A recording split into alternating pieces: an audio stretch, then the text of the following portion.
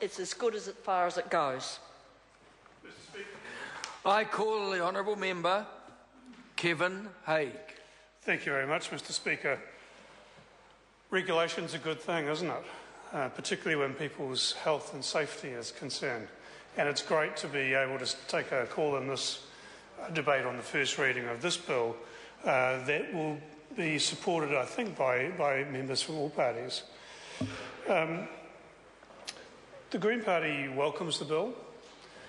We in particular welcome the fact that it's really the first significant modern attempt to have a rational, principles-based framework for the regulation of drugs.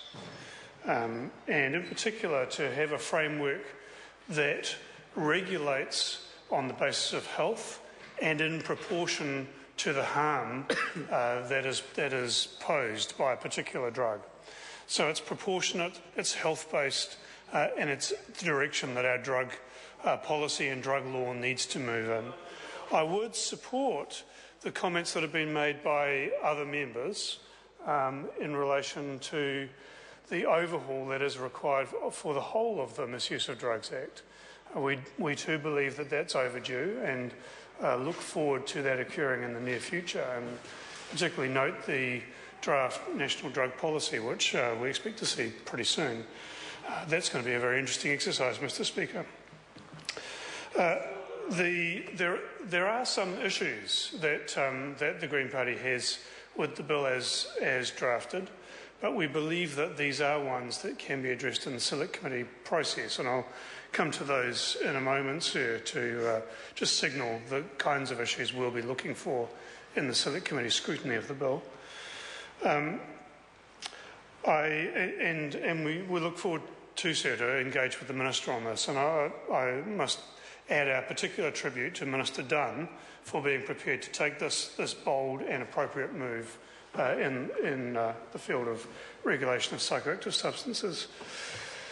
Synthetic drugs, sir, are a global problem, and New Zealand has probably been dealing with that problem for longer than any other country, or certainly longer than most.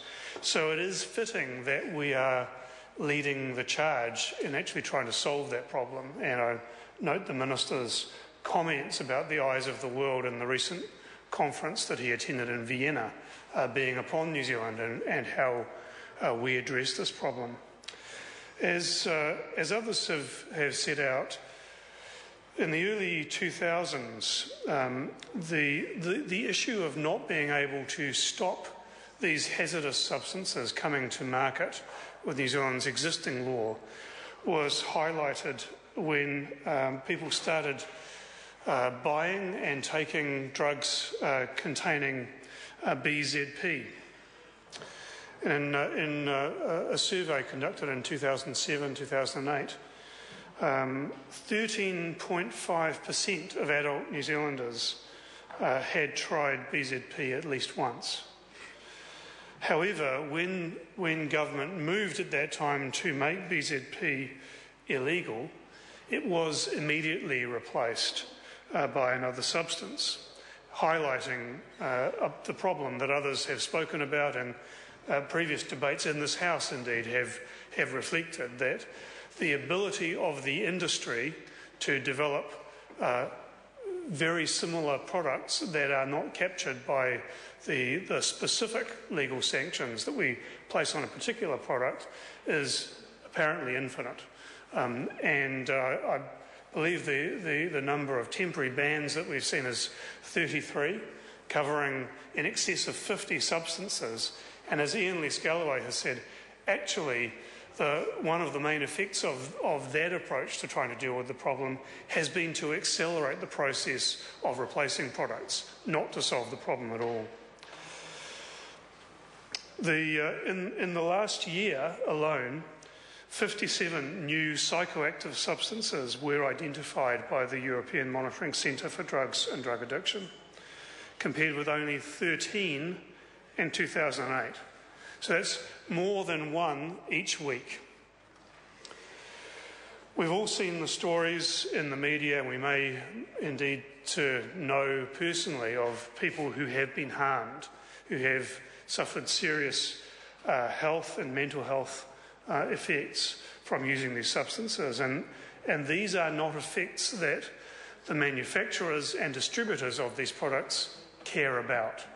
And we cannot, therefore, rely on self-regulation or a form of self-regulation to ensure the safety of New Zealanders.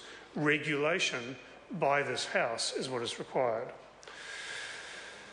The use of party pills, as Annette King has said, is popular. It's estimated that 50,000 4-pill packs are sold every month in New Zealand, and that the industry has sales of $24 million each year. So it is important that we move to tackle this problem. It is also important, sir, to recognise that not all of these substances actually cause harm or cause significant harm, and I'll come to that in a moment. As others have said, this follows a Law Commission review, and we believe that we want to see the other recommendations of that review also implemented.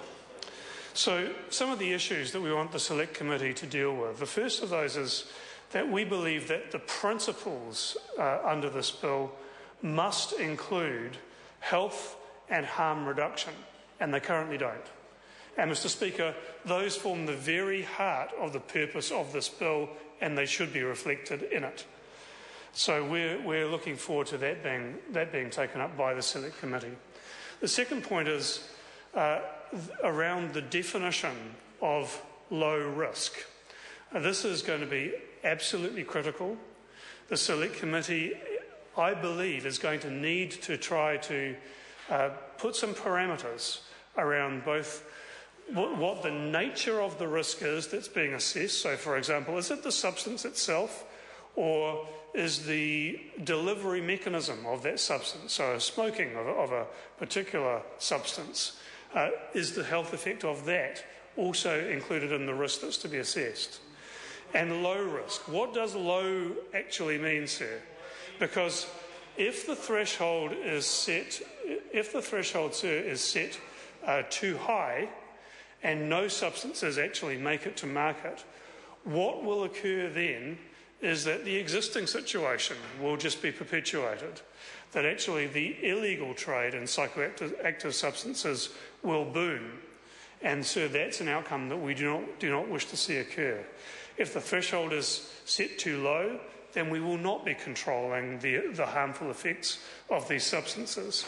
So just leaving that to chance is inadequate, sir.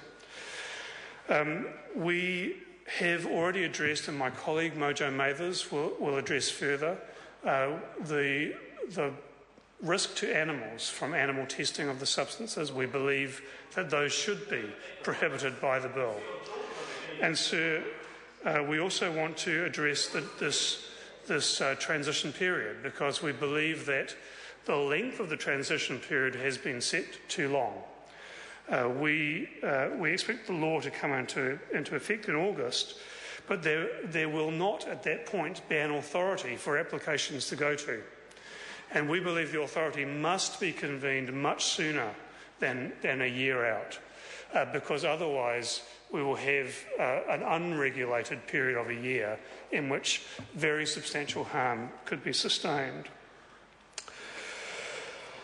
Mr. Speaker, we support the calls for the bill to also address plain packaging and point-of-sale marketing. These are significant problems.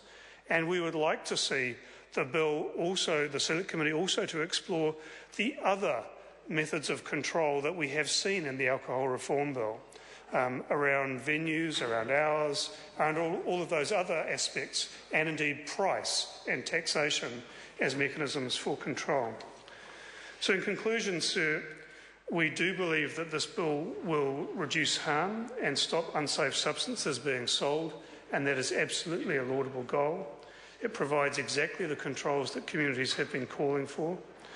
There are some significant issues that must be addressed, and we're looking to the Select Committee to do that.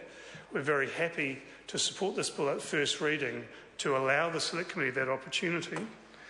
And so we note in conclusion, that the international community is watching with interest what we do here. Let's give them, sir, a model that's worth emulating. I call Shane Arden. Mr. Speaker, thank you very much, and it is a privilege as a member of the Health Select Committee to rise and speak on the psychoactive